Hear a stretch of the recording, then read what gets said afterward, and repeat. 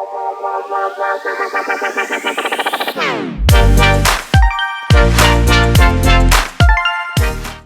right. Hello, everyone, and welcome back to episode 13 of Schlyde into Sports. I just feel like doing a Matthew McConaughey impression there.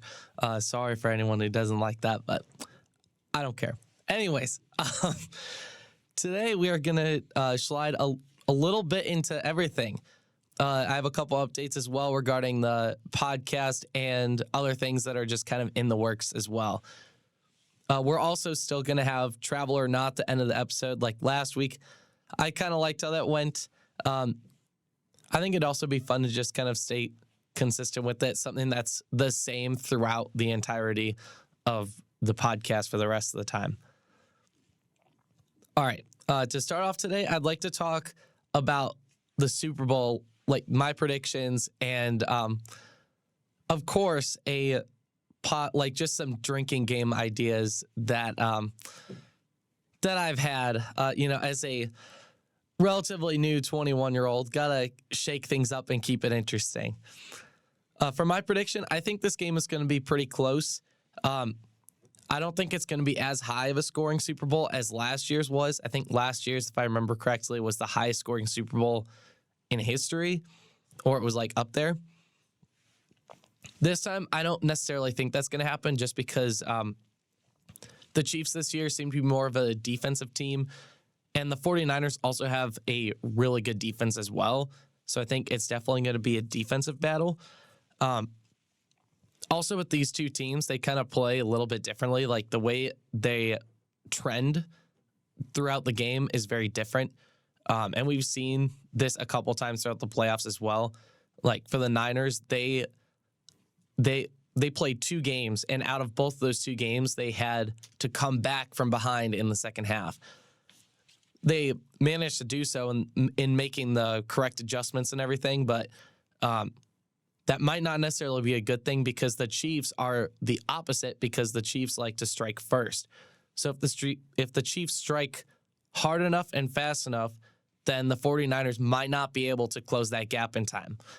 That's one of the downsides of coming from behind. But if their defense does a good job in the first half and they, do enough in the second half to get past them, then I think it's the 49ers game. And I say the Chiefs are really good at starting from the front because, we saw this in the Ravens game 2 weeks ago now, because we had the Pro Bowl last week.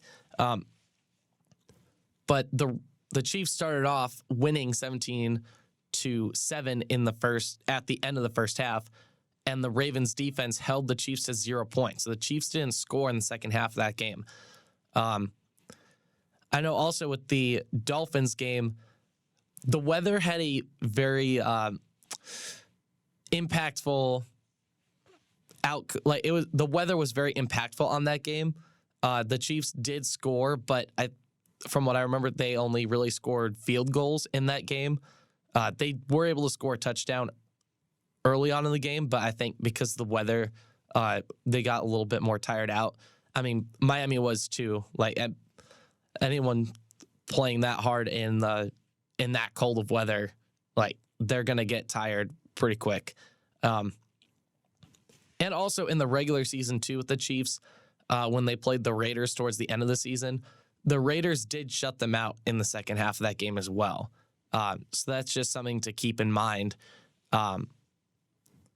going into the Super Bowl, because I think it shows that if the defense makes an adjustment, it takes a little bit of extra time for the Chiefs offense to make adjustments to the defense of the opposing team. And also with the playoffs, with this format, nothing is ever certain. We looked at the when you look at it, the 1 seed could play 3 different teams depending on the outcome of the games before them. They could play a 5, 6, or 7 seed. We saw that this year, especially too, with the Packers beating the Cowboys, being the first 7 seed to win a playoff game.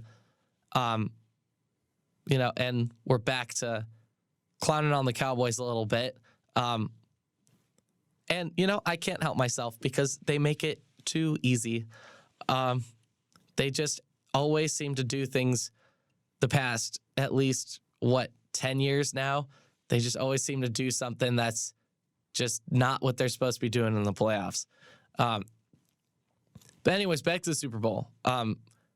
Based on the way that the Chiefs and Niners play their games, the Chiefs are going to take an early lead, I think. I think they probably start off with a 10-point lead. Maybe it'll be 17-7 or 20-10. But depending on the adjustments that the Niners make in the second half, I think it's really all on the Niners. And I think the Niners might be able to squeak it out. But, yeah, it's going to be tough. And, I mean, also looking at the practice conditions between each of the teams, like we saw that the Chiefs are practicing in the Raiders' indoor facility. I mean, that's where they get to practice because they're technically the home team because the Raiders are in their division and conference as well. And the Niners had to go practice on UNLV's practice field, which is outside, and they said that it was like a sponge, like just walking on a sponge, which is not equal, but nothing is equal. So hopefully for the 49ers' sake, they find a way to adjust. I mean, even with the LA Cincinnati Super Bowl, I remember the Bengals had to go practice in the indoor facility at Cincinnati in the dome, and that facility actually got torn down, I think a year ago, but they had to revamp it because of how bad it was. So, I mean, and the Bengals still kept it really close with the Rams. So, I mean, it's not equal, but good teams find a way, and you've got the best team in the NFC right now and the best team in the AFC right now going at it. So they're just going to have to, the Niners are just going to have to adjust. All right. Now we're going to slide a little bit into swimming. Yes, I just did that. But I specifically want to talk about the excitement going into the Women's Big Ten Conference Championship after what happened on Friday, that being the Indiana women beating Wisconsin and upsetting Louisville, who was the number 4th ranked team in January. The Cards were ranked a seed higher than last year. The Cards were ranked a seed higher than last year's Big Ten champs, Ohio State. So Ohio State was ranked 5th in the NCAA overall, making that win for the Hoosiers that much more important going into Big Ten championships. And this is also the last regular season meet. So the Hoosier women are going to have a lot of momentum going into this Big Ten meet. They won both. So at the meet, they won both the relays. The relays that were swum were the 400 free and the 2 medley relay. And so for people that don't know how the format of how swim meets are set up in like a dual meet format, each team, like everyone swims 2 relays on that day. So like dual meets are typically 1 day long. And you could choose 2 relays to swim. So, and those options are the 2 medley, the 4 medley, the 2 free, 4 free, and 8 free. And you could switch it around to whatever you want. And it's the same thing with diving too. Like you could either do the 1 and 3 meter platform diving. You could do, springboard diving. You could do like the 10 meter platform and the 3 meter springboard, or like whatever assortment of 2 that you want. But anyways, back to the wins here. The women won both those relays. Anna Poplawski won the 200 free, and I believe she also set a program record, which is huge because as far as I know, she was not tapered. Casey McKenna won the 100 back. Anna Freed won the 400 IM, and I think she also set a program record.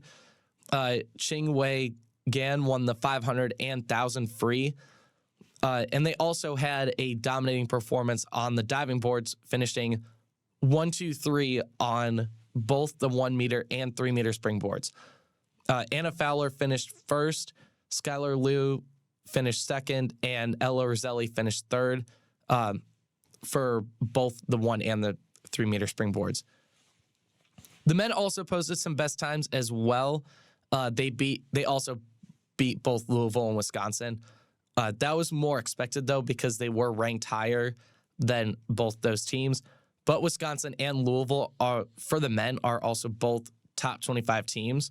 So that's still really good wins for the IU men right there. Brendan Burns won the 100 and 200 back. I don't think he has lost the 100 back once this year. So he's been keeping that streak alive throughout the year. He also won the 200 fly. Finn Brooks and Jason Yep went 1-2 in the 100 breast. Finn Brooks going 51.34 and Jason Yep going 52.10. Tomer Frankel won the 100 free, and Max Weinrich won both the 1 and 3 meter springboard competitions.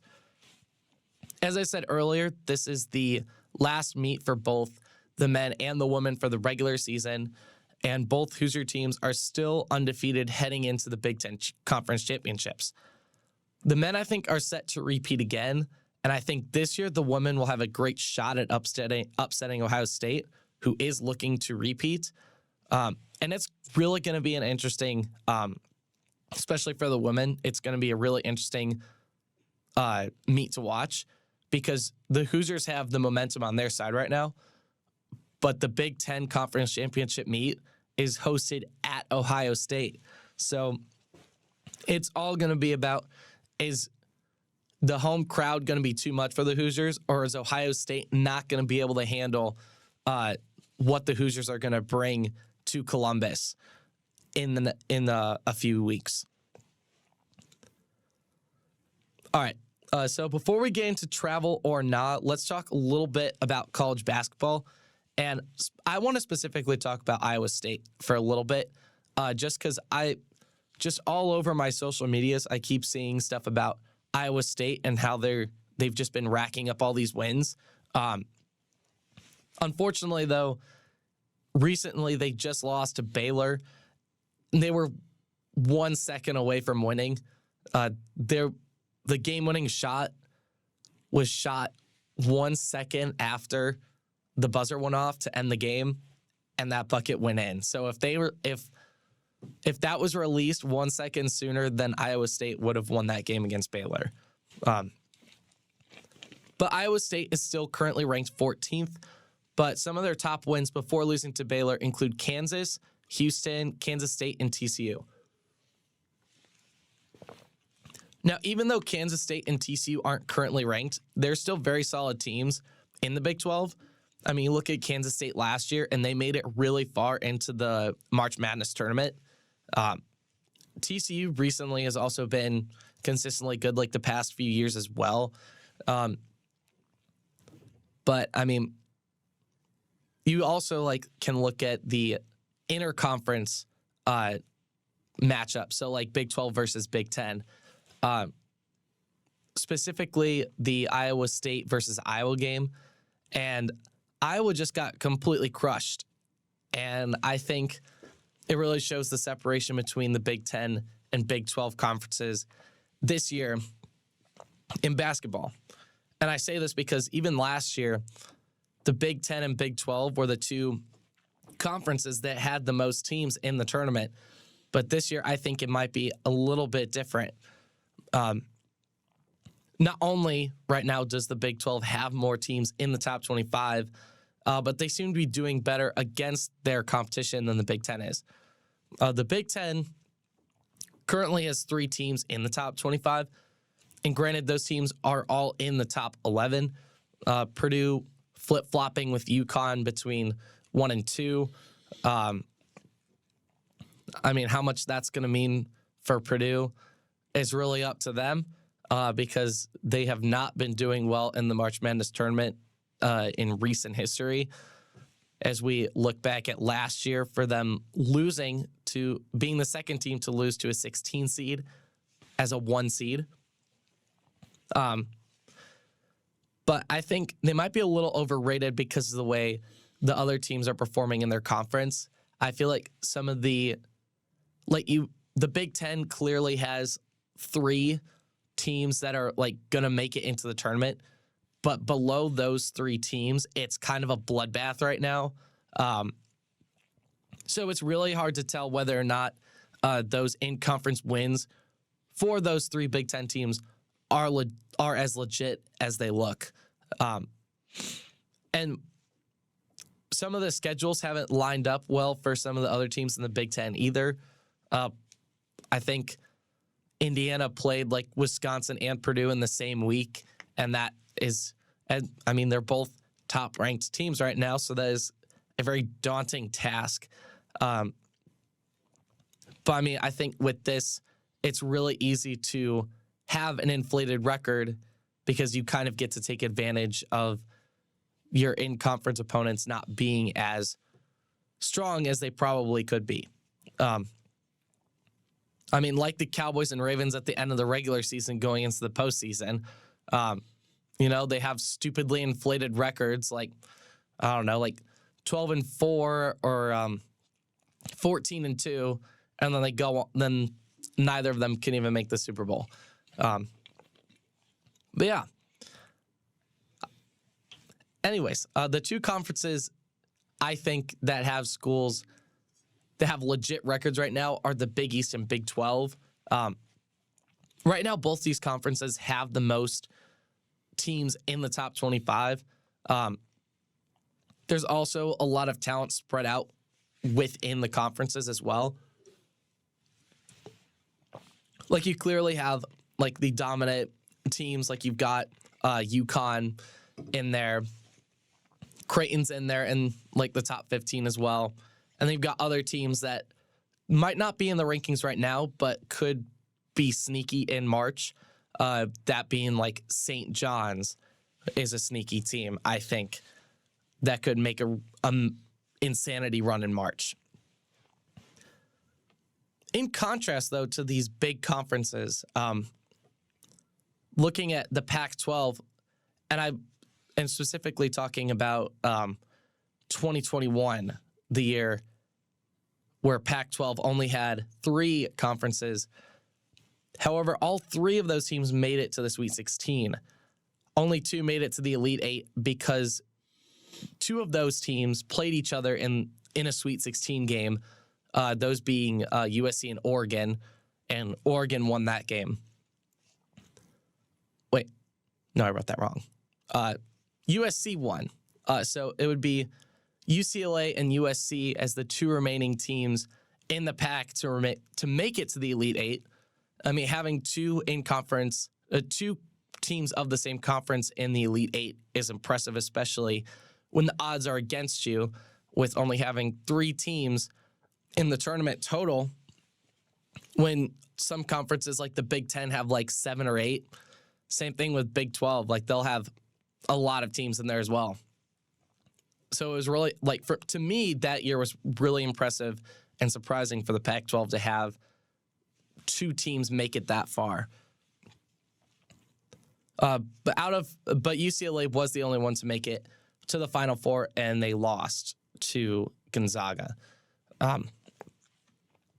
But I mean, it really shows how you don't really know what kind of matchups you're going to get in the big dance. I mean, I've seen people try to predict what's going to happen for the tournament, like who's gonna go in what seed and who's gonna play them. Like if Purdue's the 1 seed, who plays Purdue? Is Purdue gonna get put in the Midwest bracket? Are they gonna get put in the South bracket? Like, there's so many different variables that I think even now it's still too early to predict that kind of stuff. I normally, like for my March Madness predictions, I normally like to wait until the brackets are announced, just because then you know exactly who's going to be facing who, except for, of course, those play-in matchups. I think those normally are like at a 12, sometimes even a 16 spot. There'll be a play-in match, but yeah, no, there's just a lot of variables for March Madness, and that's just one of the things that just makes it crazy, is that there's just so much going on. But also, speaking of college basketball, there is another podcast that talks a lot more about college basketball specifically. It is called Madness in March. If you guys want to check it out, the link is going to be in the description. They give unbiased breakdowns of the games, and they upload twice a week. In my mind, that's really good for college basketball coverage, because college basketball games are played around like 3 times per week. So it's just constantly moving. So being able to upload twice a week, I think, would be really helpful for you guys to get more of an insight and a good breakdown of what's going on. Because my breakdown right now of college basketball is fairly limited. But I think once we get later into the year and once we get to March Madness, I'll actually be able to do a little more for you guys. But yeah, again, the podcast is called Madness in March, and the link will be in the description. Okay, we're back to Travel or Nah. So for any new viewers, I look at a compilation of clips or individual clips that are sent by you guys, or ones that I find, and tell you if the player traveled or nah. I have 5 minutes to go through as many clips as I can. Last week, I was able to go through 5, but the goal is to eventually get through 10 clips in 5 minutes, which is about two clips per minute. But that can be difficult because sometimes the clip, if it's really long, sometimes like the first play could be like 30 seconds long. It's like, well, how do you go through? And I don't skip because I think that's cheating. So, yeah. Granted, that's like a rule of my own, but I don't care. I have standards, guys. I have standards. Okay. All right, let's go. I have no idea if it went. Hold on. There we go. All right, first game is San Antonio versus Brooklyn. 1, 2, 3, 4. That's a travel right there. Yeah. All right, next clip. Chicago versus Washington. All right, so Kyle Kuzma takes 2 steps. He lifts his pivot foot and then takes another step while he's holding onto the ball. So that's travel right there. So there's 2. All right, Miami, Dallas. All right. He travels right. Dwayne Wade traveled right there. He lifted his pivot foot and then switched it, which I don't get why people think they can just like switch their pivot foot like that. It's like, oh, I was on my pivot foot. It's like, which foot's your pivot foot? Make up your mind. You can't just pull a good old switcheroo. That's not how this works. All right, now we've got Miami, Portland. Oh, it's another Dwayne Wade clip, and he's switching his pivot foot again, so it's another travel. What? Okay, that was New York Knicks versus Miami. This dude took like 5 steps before lining up for a 3-pointer. Hold on, I've got to go back and look at that again. That was hilarious. 1, 2, 3, 4, 5. He took 6 steps before he shot the 3 while holding onto the ball. That is insane. All right, now I've got Grizzlies, Clippers.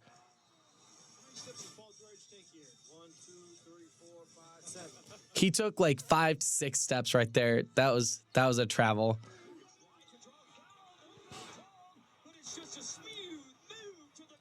All right, now I've got Dallas versus the Clippers. I don't think that was a travel, actually. Hold on, I'm going to go back and look at that again.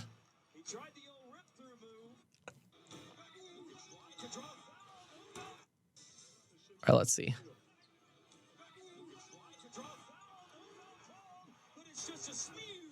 I'm not really sure if that was a travel because they don't show him dribbling beforehand. So if he wasn't dribbling beforehand, then that's not a travel. Like if he just received the pass and he did that, then that's not a travel. But if he was dribbling and then he pulled that, then that would be a travel. All right, now I've got Miami, Cleveland.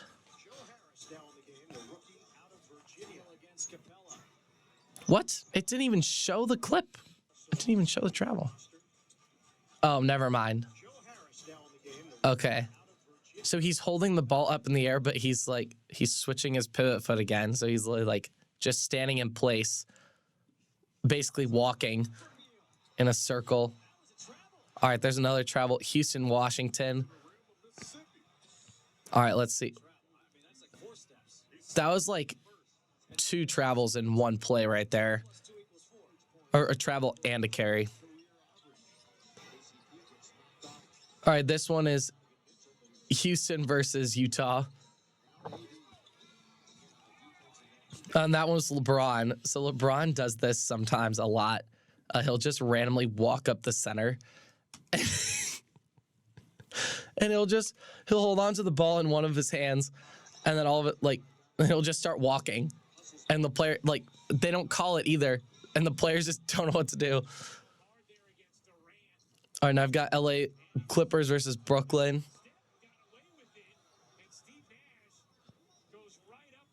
3, 5. Oh, my. Okay, that was definitely a travel. He took 5 steps. All right, now I've got Wizards, Pistons. I didn't really get a good glimpse of that. Hold on. 1, 2, 3, 4, 5. Yep, that's a travel. And on top of that, he didn't even shoot it. He just walked around the basket. I've got New Orleans versus Brooklyn. Another travel. 1, 2, 3, 4, 5. All right, Brooklyn, Miami. Well, at least he made the shot this time. Oh, yeah, that was another 5 steps behind the 3-point line. That's a big travel. All right, that's time. I might have gotten through 10 right there. Maybe. I went from 1 minute 30 all the way to 4 minutes 40. So that's already a lot more clips. Hold on, let's count. So I got 1, 2, 3,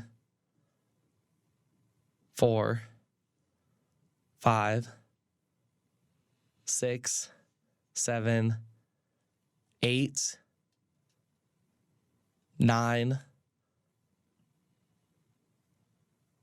10, 11. Oh, so we already surpassed the goal. But I think the reason why I got that many was because it does say in the title of the video that there's travels, but they get increasingly more outrageous. And when they're more outrageous, they're a lot more easier to see. So I'm not sure if I want to count that or not as passing 10, but yeah. We'll see. I think if I can replicate the same result next week, then I think it's okay to count it. But for now, I'm going to just say that we got 11 they were pretty obvious ones too. After a minute 30, it started to get really obvious to the point where I didn't even have to replay it.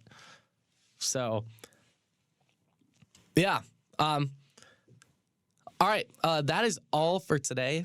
Don't forget to send clips to the Discord for travel or nah. There's still about a minute left of the clip that I'm working with right now. So if you guys find anything, send that to the Discord. But yeah. Oh, I also have a few updates as well on stuff that I've been doing before you guys leave. So last night, or not last night. Why am I saying last night? Last week, I became a student ambassador for Adobe. And basically what I do is help students at IU learn more about like how to use Adobe, and also like just like anything with Adobe products, and inform them that we get it for free as a IU student. Also, so like if you need photos edited, now is a great time to send them my way, because I have to post twice per month at least using Adobe tags. So yeah, I'm gonna need to start pumping out some more photo edits real soon. I'm also working on making a web page for the podcast and photo editing as well, so that way like there's an actual portfolio for the photo edits. And also, what I have right now for the podcast is a link tree, and I think looking at just a bunch of links is very boring. So I thought, why not we have the webpage be like another little project, and it could be interactive too. Like I can make the webpage interactive as well.